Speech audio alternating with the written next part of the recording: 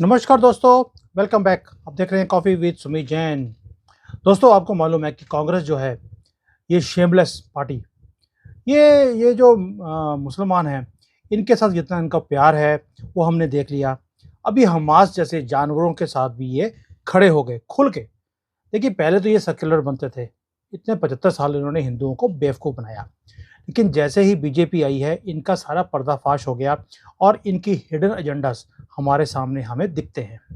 अब आप देखिए कि जैसे ये ओपनली सेकुलर का ये जो नकाब इन्होंने डाला हुआ था, ये बुर्के में ये बैठे हुए थे, उसमें से बाहर आ गए हैं और ओपनली मुसलमानों की सपोर्ट करनी शुरू कर दी। और उसी चक्कर में इन्होंने मोहब्बत की दुकान एक जो टैगलाइन बनाया है राहुल गांधी ने, जो गंदी फैमिली से बिलोंग करता है। पोल डांसर के बच्चे आपको समझ सकते हैं कि कैसे निकल सकते हैं। तो ये जो पोल डांसर के बच्चे हैं इन्होंने निकाला मोहब्बत की दुकान। ये किसके लिए?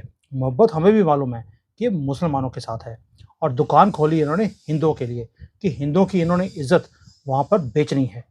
अब आप देखिए कि जो मैंने ये टैगलाइन बनाया आपके लिए आज, कि आप देखते हैं कि दो कंट्रीज ऐसी हैं जिन्होंने मोहब्बत की दुकान के चिथड़े उतार के रख दिए। एक है सऊदी अरेबिया और दूसरा है पाकिस्तान। चलिए, अब आप देखते हैं कि सऊदी अरेबिया और पाकिस्तान ने इनकी मोहब्बत की दुकान की जो ईंटें हैं वो तोड़कर, जो मस्जिद बनाई है उन्होंने मोहब्बत की दुकान की, वो तोड़कर उन्होंने कैसे फेंक दी नीचे। अब देखिए, कांग्रेस का जो एक नेता है राजा कादरी, वो क्या किया उसने, वो अपनी दादी के साथ 21 जनवरी को हज के लिए सऊदी अरेबिया गया। ये आप सब जानते हैं, न्यूज़ में बड़ा आया इसको। और 21 को पहुंचा है और 25 जनवरी को ये जो भाईजान बोलते हैं, कभी भाई और कभी जान बन जाते हैं। तो ये भाई जो है ये कहाँ गया था? हराम मॉस्क, क्योंकि हरामीपन तो इनकी नसों में भरा हुआ है, तो मॉस्क का नाम भी हराम था।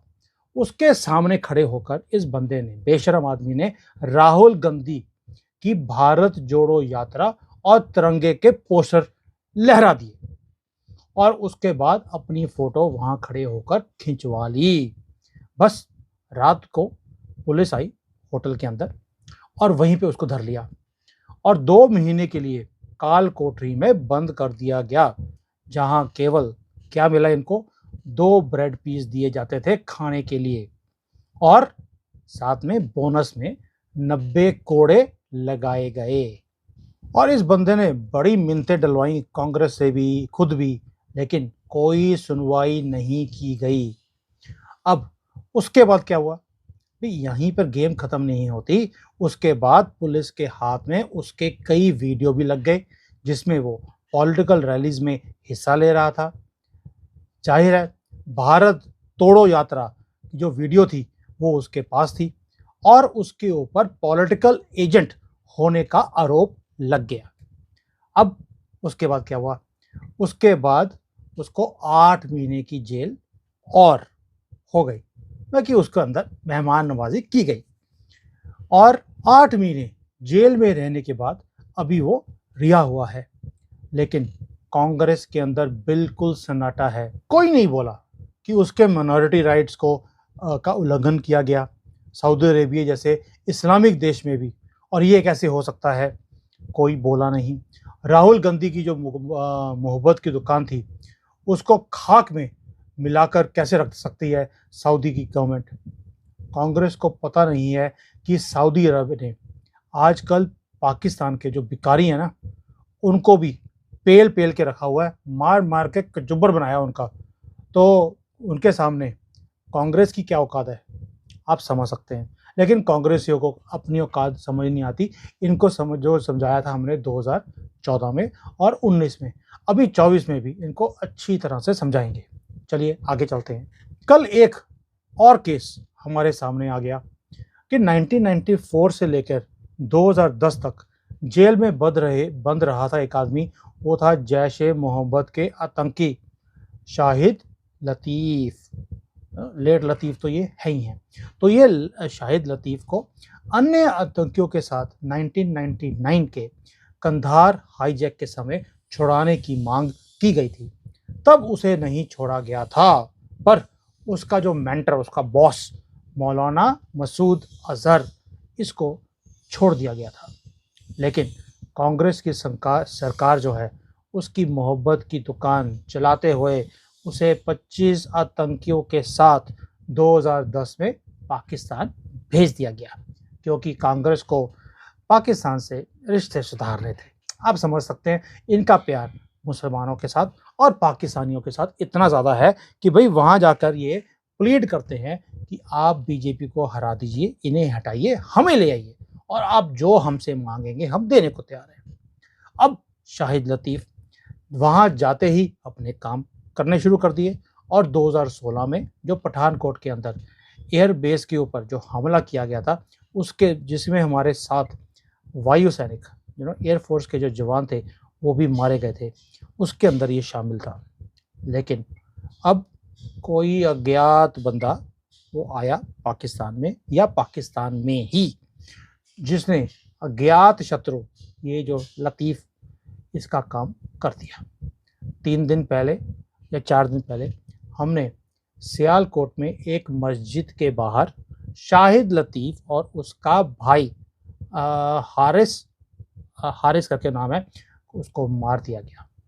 ये पाकिस्तान के लिए हो ना हो, लेकिन कांग्रेस के लिए बहुत बड़ा झटका है भाइयों। वह भी तब जब कांग्रेस हमास की पीछे खड़ी हुई है और उसके वहाँ पर बटरिंग कर रही है पिछवाड़े में, और पाकिस्तान भी हमासी हो ही रखा है, उसमें तो कोई शक नहीं है। वो हमने देखी वीडियोस कि वहाँ पे जो लोग हैं वो घोड़ों के ऊपर झंडे लहरा रहे हैं, भागते हुए जा रहे हैं कि हम घोड़ों के ऊपर हमास की हेल्प करने जा रहे हैं। लाहौरी चूरन ऐसा ही होता है। अब आप देखिए, अब आप क्या कहेंगे, कांग्रेस का हाथ किसके साथ है? कांग्रेस का हाथ है आतंकियों के साथ और कांग्रेस का हाथ है पाकिस्तान के साथ।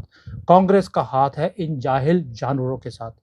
क्या आप भी चाहते हैं कि ये कांग्रेस जैसी पार्टी, ये घटिया लोग, ये करप्ट लोग, जिनके टाइम पर हम सिर्फ घोटाले सुनते थे, 1 लाख करोड़, 2 लाख करोड़, मतलब इससे नीचे हमने कभी घोटाला सुना नहीं, क्योंकि इनको लगता था कि इसके नीचे घोटाला है ही नहीं। वो तो ह्यूमन राइट्स के अंदर आता था कि 10,000 करोड़, 20,000 करोड़ तो इनके आम मंत्री, छोटे छोटे जो एमएलए होते थे वही इतना कमा लेते थे। तो इनको लगता था कि वो घोटाले में नहीं आता, वो हमारा राइट है क्योंकि हम इस कंट्री के ऊपर राज करते हैं।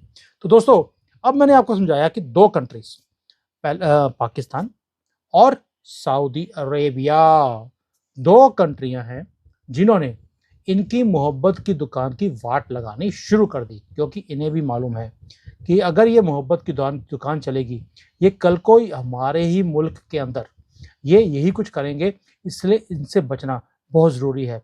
सऊदी अरेबिया अपने आप को खोलता जा रहा है, वो रेडिकलाइज नहीं, वो डी रेडिकलाइज अपने आप को करता जा रहा है, ओपन करता जा रहा है।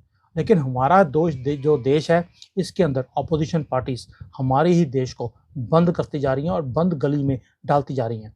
अभी आपने तमिलनाडु में देखा होगा, वहाँ पर भी जो आतंकी हैं, जो बॉम्ब ब्लास्ट के अंदर पकड़े गए थे, जिन्होंने बॉम्ब ब्लास्ट करे, हज़ारों लोगों की जानें ली हैं, उनको रिहा करने की बातें हो रही हैं। कर्नाटका के अंदर इनका गेम ऑलरेडी शुरू हो गया कि हिंदुओं के लिए कोई पॉलिसी नहीं, पॉलिसी भी मुसलमान और क्रिश्चियन के लिए बनाई जा रही है।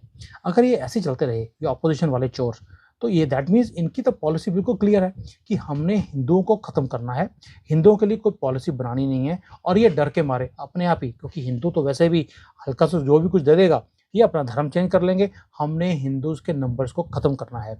आपने मेरी कल या आज की वीडियो देखी होगी जिसमें एक्स मुसलमान, वो बांग्लादेशी हैं, वो भी छुप के भारत में रह रहे हैं, और उन्होंने भी बताया मुझे कि इनकी किताब के अंदर लिखा गया है कि भाई आपने कैसे धोखा देना है, आपने कैसे जो पावर सर्कल्स हैं उनको धोखे में रख के अपने फेवर में पॉलिसीज़ बनानी है, सेकुलर के बुर्के में छुप कर आपने कैसे काम करने हैं, और जैसे ही ये सारी पॉलिटिकल पार्टीज़ आपकी फेवर करने लग जाएँ, आपने कैसे गर्दनें पकड़नी है हिंदुओं की और नॉन मुस्लिम्स की, और कैसे वो काटनी है। इन्हें तो बचपन से ट्रेनिंग दी गई है।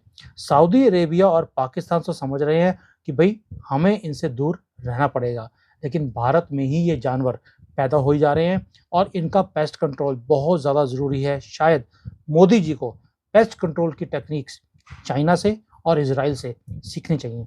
आपकी इसके बारे में क्या राय है, मुझे कमेंट्स में ज़रूर डाल के देना। और दोस्तों, लोगों के साथ शेयर ज़रूर करें। आप लोग शेयर नहीं करते, जिसके कारण ये जो जानवर हैं ये फैलते जा रहे हैं और इनकी हिम्मत भी बढ़ती जा रही है। अब वो टाइम आ गया जब हिंदू को भी जुड़ना पड़ेगा और अपने देश को बचाना पड़ेगा। जय हिंद, वंदे मातरम।